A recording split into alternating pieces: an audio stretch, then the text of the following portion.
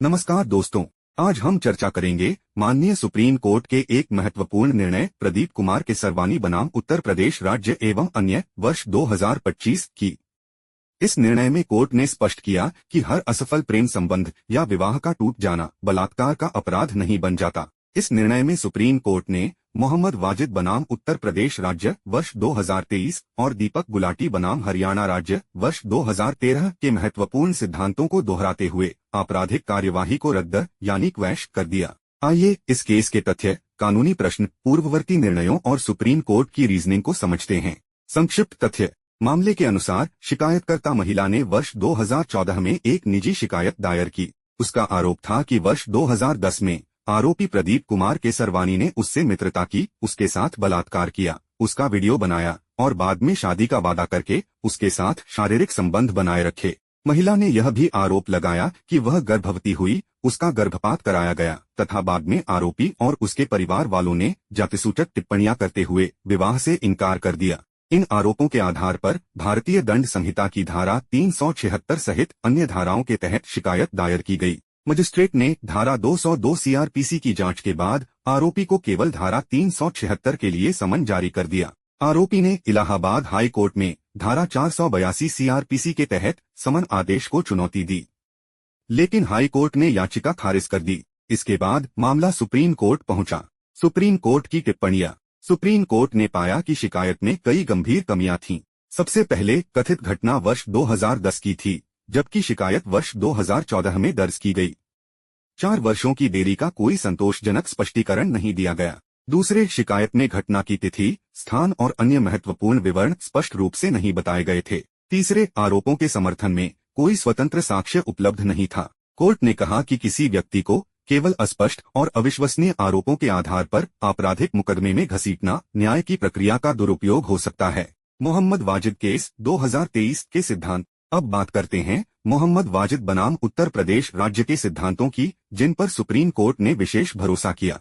इस निर्णय में कोर्ट ने कहा कि जब कोई आरोपी धारा 482 सीआरपीसी या अनुच्छेद 226 के तहत यह कहकर कार्यवाही रद्द करने की मांग करता है कि मुकदमा दुर्भावना, प्रतिशोध या निजी दुश्मनी से प्रेरित है, तो न्यायालय को केवल एफआईआर या शिकायत की भाषा तक सीमित नहीं रहना चाहिए। कोर्ट को पूरे रिकॉर्ड का अध्ययन करना चाहिए, परिस्थितियों का मूल्यांकन करना चाहिए और आवश्यकता पड़ने पर लाइंस के बीच पढ़कर वास्तविक उद्देश्य को समझना चाहिए। अर्थात यदि शिकायत तकनीकी रूप से अपराध के तत्व दर्शाती हो, तब भी न्यायालय यह जांच सकता है कि कहीं पूरी कार्यवाही दुर्भावनापूर्ण या उत्पीड़नकारी तो नहीं है।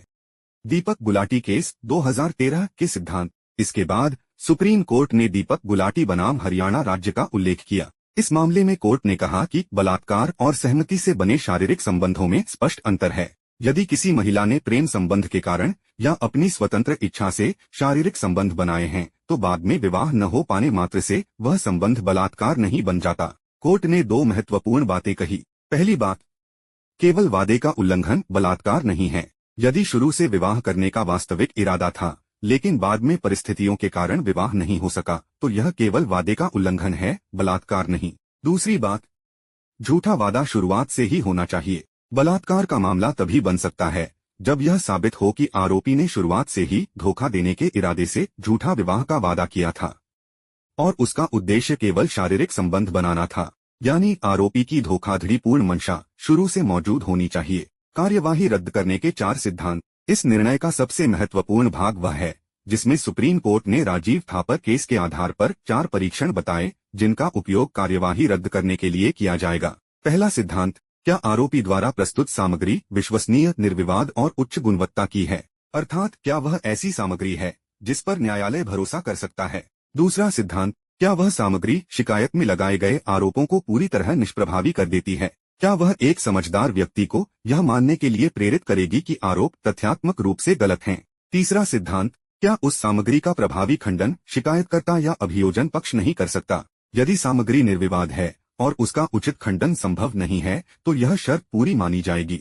चौथा सिद्धांत, क्या मुकदमा जारी रखना न्यायालय की प्रक्रिया का दुरुपयोग होगा और न्याय के हितों की सेवा नहीं करेगा। यदि मुकदमे का कोई वास्तविक उद्देश्य नहीं है और केवल उत्पीड़न हो रहा है, तो कार्यवाही रद्द की जा सकती है।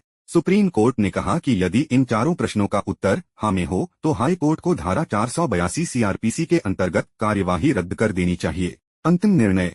इन सभी तथ्यों और सिद्धांतों को ध्यान में रखते हुए सुप्रीम कोर्ट ने माना कि शिकायत विश्वसनीय नहीं थी, आरोप अस्पष्ट थे, अत्यधिक विलंब था और मुकदमा जारी रखना न्यायिक प्रक्रिया का दुरुपयोग होता। इसलिए सुप्रीम कोर्ट ने हाई कोर्ट का आदेश रद्द कर दिया और आरोपी के विरुद्ध लंबित आपराधिक कार्यवाही को क्वैश कर दिया। निष्कर्ष। यह निर्णय 3 महत्वपूर्ण संदेश देता है। पहला, हर असफल प्रेम संबंध बलात्कार का मामला नहीं बनता। दूसरा, झूठे विवाह के वादे और केवल विवाह न हो पाने की स्थिति में कानूनी अंतर है।